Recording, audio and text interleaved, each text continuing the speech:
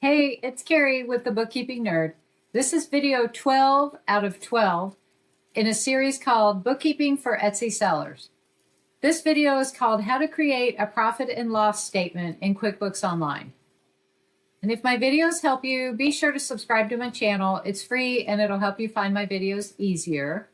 And if you need help with your bookkeeping, feel free to reach out. There's a link to my website so you can contact me below. Let's get started. Okay, so here's where we're at in our video series. Just a brief overview of what we've done.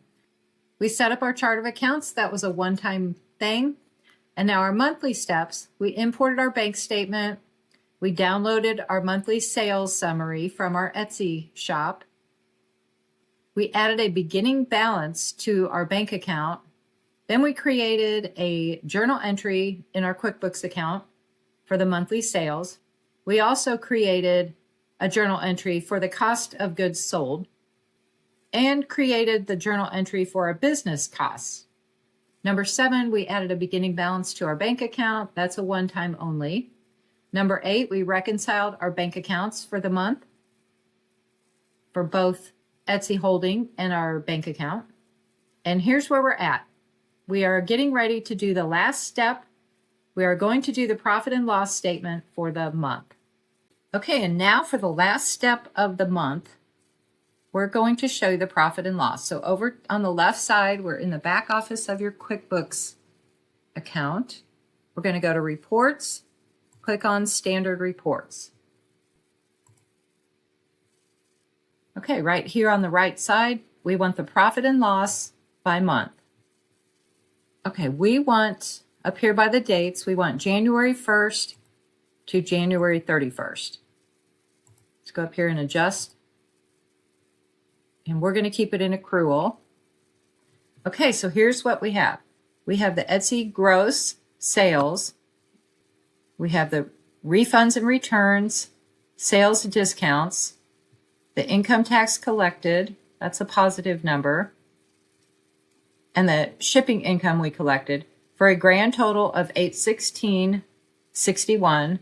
Now we have to subtract the Etsy fees, and that will show right here. We have the credit card processing fees, listing fees, marketing fees, sales tax remitted, transaction fees for a total of $148.46. Right here was our gross profit of what Etsy owed us, $668.15. And if I go into the Etsy back office, and we are in the January statement, your net profit for Etsy was $668.15. So that matches up. Now, what Etsy doesn't show us, and this comes from your own bookwork, we had the Discover card charged by Etsy for $366, and then we had $370.46, and that is the cost of creating the products. And that adds the total right there. Then we also had your office expenses, whatever it takes you to run your business. That was a total of $1824 for a grand total of $385.04. So this net operating income was $668.15 minus the $385.04 for a grand total.